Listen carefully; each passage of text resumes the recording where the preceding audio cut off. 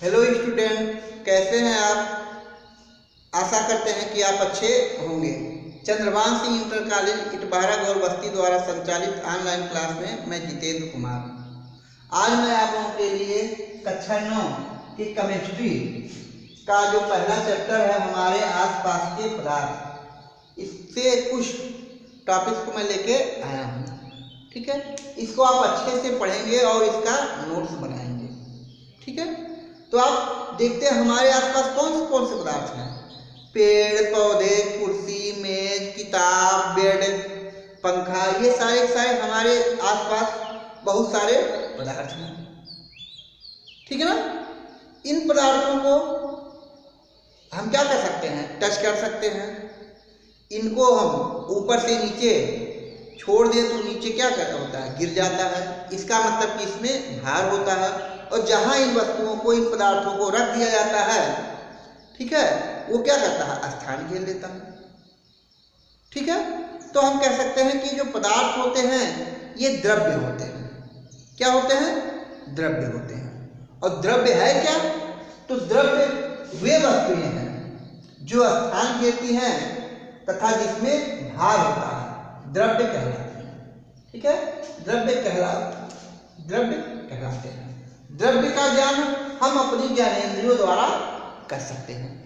मतलब हम द्रव्य को देख सकते हैं, महसूस कर सकते हैं। ठीक है, कुछ द्रव्य गंध वाले उनको सूंघ सकते हैं। ठीक है, तो हम कह सकते हैं कि हम उनको, अब जैसे ही हमारे हाथ में क्या है, मारकर, तो हम उसको टच कर सकते हैं। तो हम क्या कर सकते हैं? द्रव्य को अपने ज्ञानेंद्रियों द्वारा ज्ञात कर सकते हैं, यानी द्रव्य का ज्ञान हमको ज्ञानेंद्रियों द्वारा हो सकता है। अब बात करते हैं कि भार क्या होता है।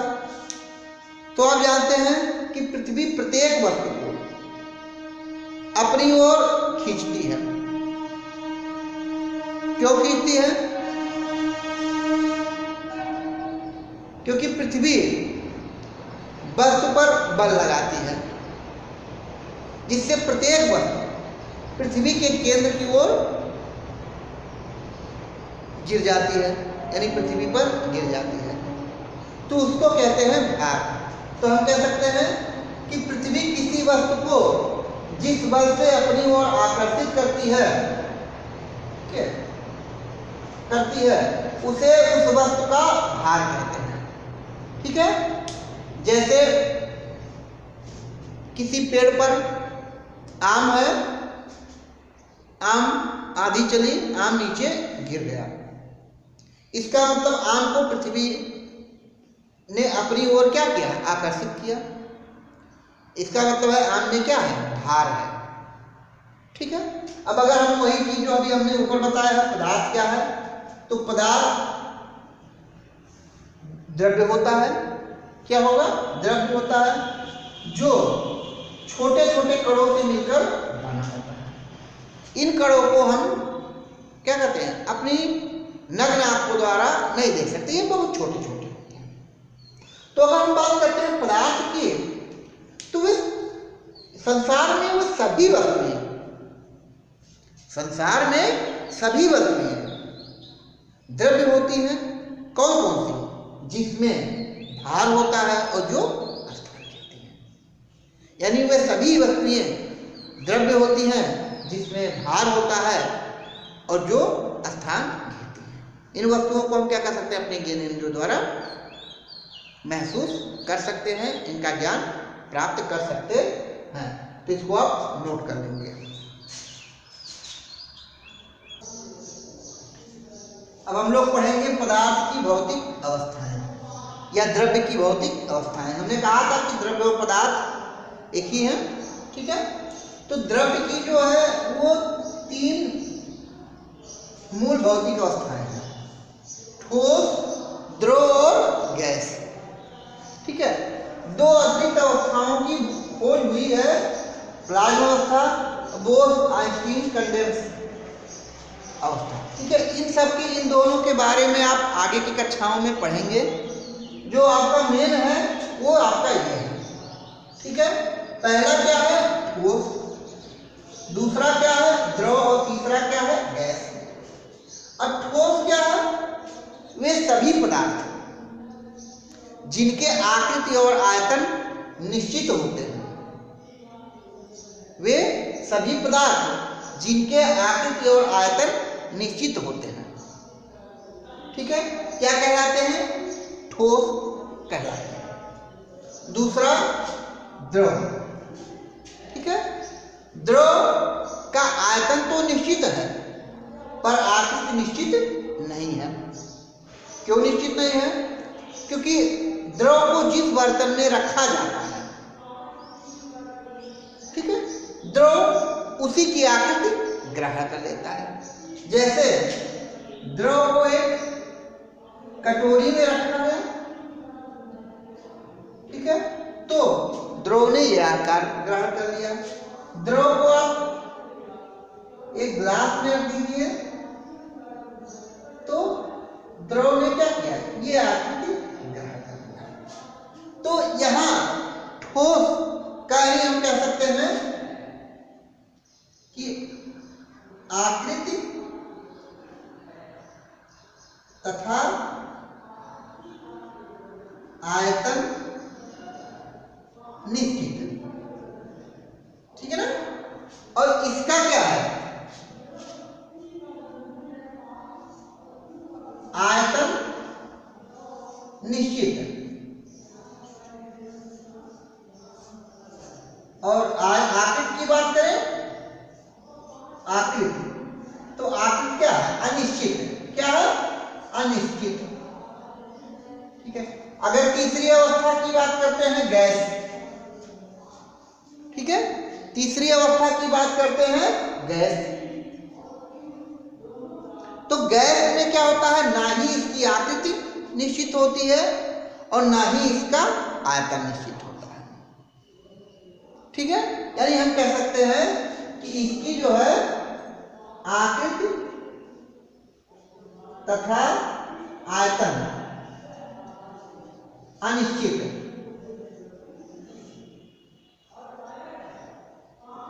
आकृति तथा आयतन अनिश्चित।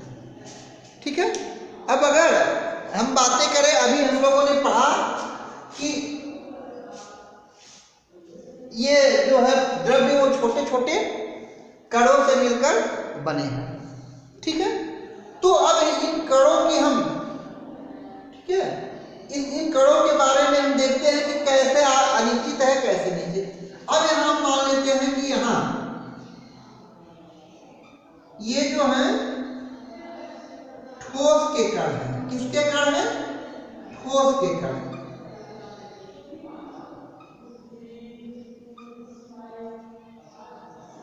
सॉरी, वो थोड़ा सा छोटा बना दे।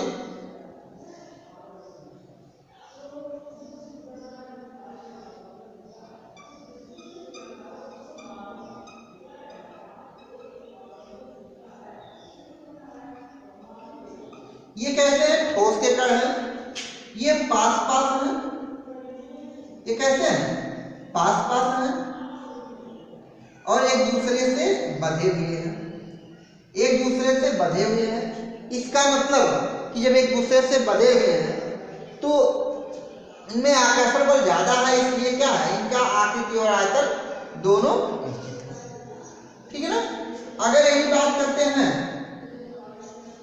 इसके और द्रव के, तो द्रव के जो होते हैं वो इसके अपेक्षा दूर दूर होते हैं।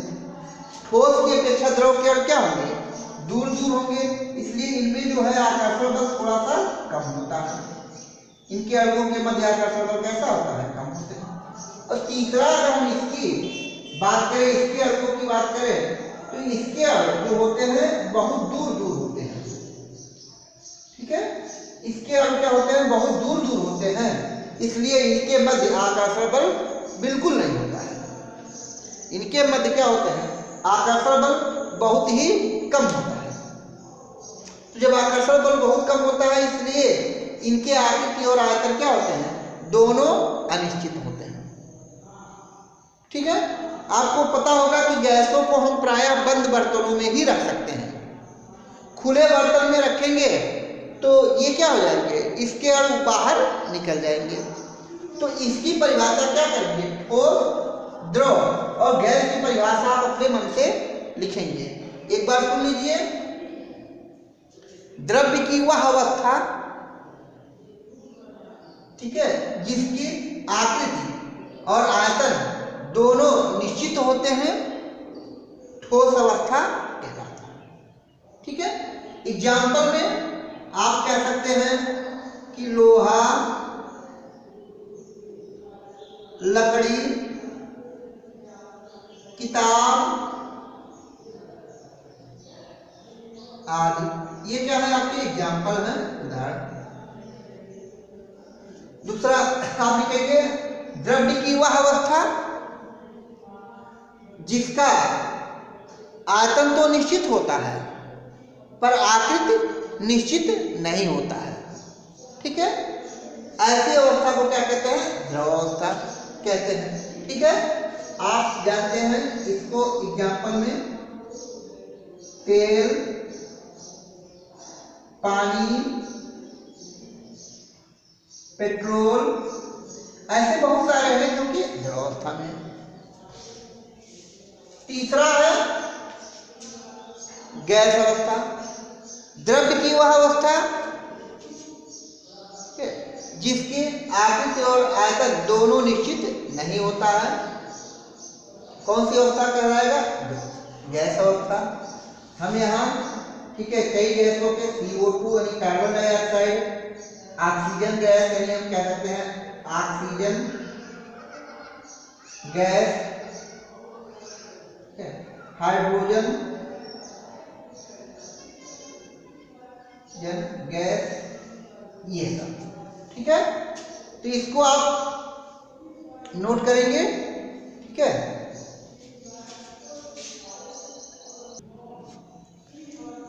अब हम लोग पढ़ते हैं ठोस, द्रव तथा गैस के गुणों में विभिन्नताएं, कि ठोस, द्रव और गैस के गुणों में कौन कौन सी विभिन्नताएं हैं। ठीक है, ये तो हम पढ़ेंगे, लेकिन इससे पहले हम थोड़ा सा, एक होता है द्रव्य का अणुगत सिद्धांत। ठीक है, इसके बारे में आप केवल समझ लीजिए, आपको लिखना नहीं है।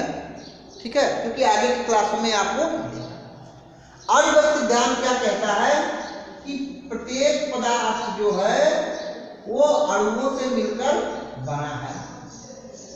क्या बना है, अणुओं से मिलकर बना है, हमने आपको बताया था। ठीक है, अब अणुओं से मिलकर बना होता है, प्रत्येक अणु एक दूसरे को आकर्षित करते हैं। पहला तो अणुओं से मिलकर बना हुआ, यानी ये जो हम गोला दिखा रहे हैं क्या है, अणु। और प्रत्येक अणु दूसरे अणुओं से जुड़ा होता है।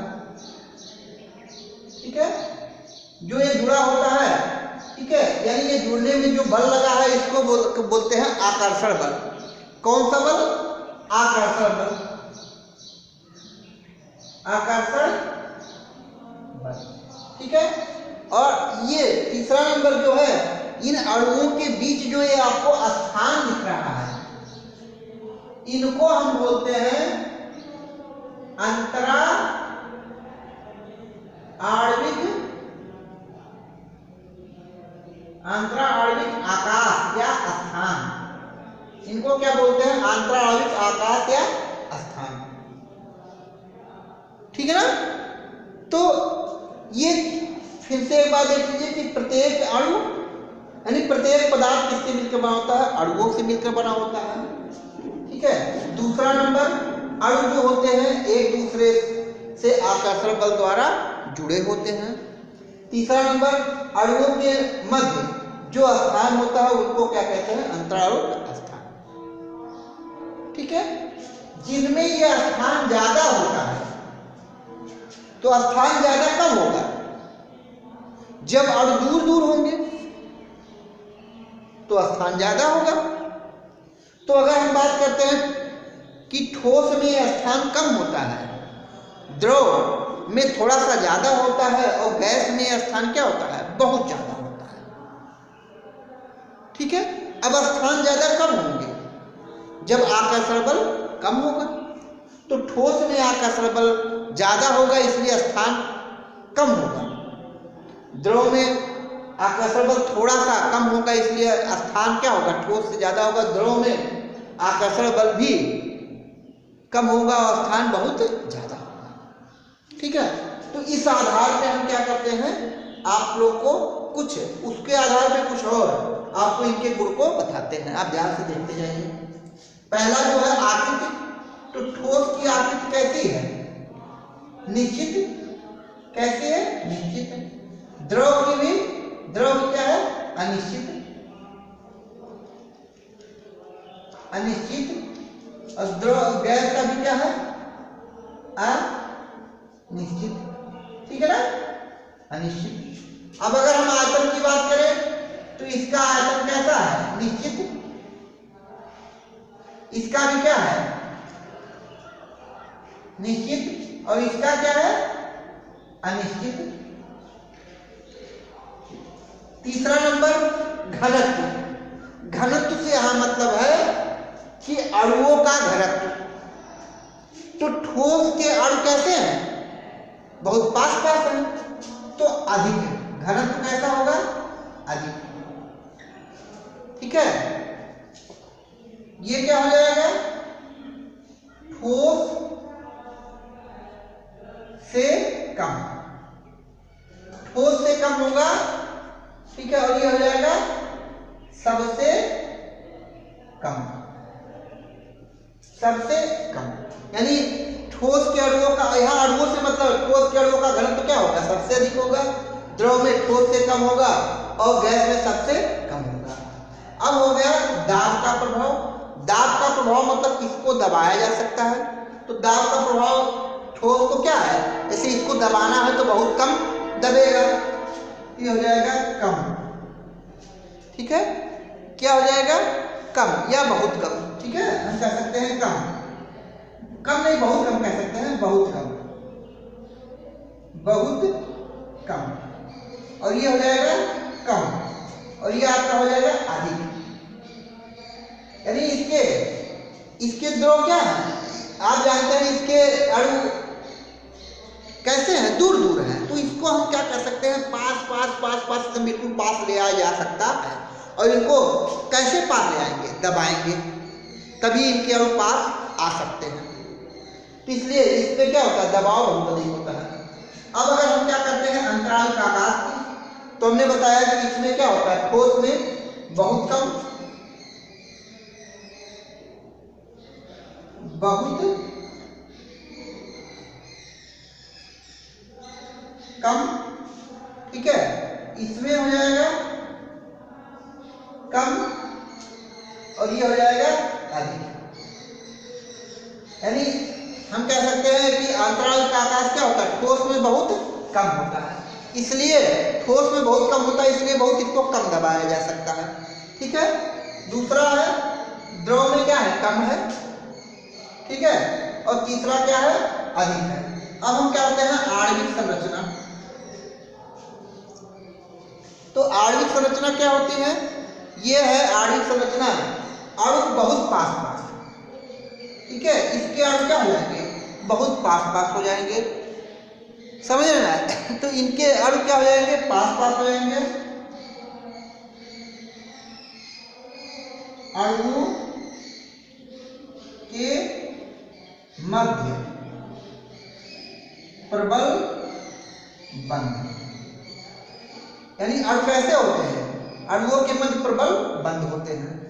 इसमें क्या हो जाएंगे, ठोस से कम, ठोस, यानी इसमें जो क्या हो जाएंगे, इसमें हम कह सकते हैं ठोस से कम हो जाएंगे या ठोस की अपेक्षा अधिक। इसमें इसमें अणुओं के मध्य प्रबल बंध है, इसमें दुर्बल बंध। इसमें क्या हो जाएगा, दुर्बल बंध, दुर्बल बंध। इसके अणुओं के मध्य, इसको अणुओं के मध्य समझ जाएंगे थोड़ा सा। और तीसरा जो है, इनके कोई बंध नहीं, कोई बंध नहीं, इनके अणुओं के मध्य क्या है, कोई बंध नहीं है। इसके इसलिए आप देखते हैं कि गुब्बारा अगर कहीं से फूट जाए तो सारे के सारे हवा क्या होते हैं, गुब्बारे से बाहर निकल जाते हैं। क्यों बाहर निकल जाते हैं? क्योंकि उनके अणुओं के मध्य कोई भी बंध नहीं हो, तुरंत बाहर। और चौथा क्या है, ताप का प्रभाव। तो ताप के प्रभाव से यहाँ क्या है, ताप के प्रभाव से फैलाव। तो अगर जब ताप का होगा तो क्या हो जाएगा, फैलाव, यानी ताप का प्रभाव इसमें कम पड़ता है, कम, ठीक है ना, या बहुत कम, बहुत कम, इस पे क्या हो जाएगा, कम। और इसको क्या है, बहुत, यदि इस पे क्या हो जाएगा, बहुत अधिक। यहां ताप के प्रभाव से मतलब है कि इसको गर्म करेंगे तो इसमें फैलाव बहुत कम होगा, इसमें फैलाव ज्यादा होगा, ठीक है, और इसमें क्या होगा, फैलाव, ठीक है, बहुत ज्यादा होगा। तो आज आप लोगों ने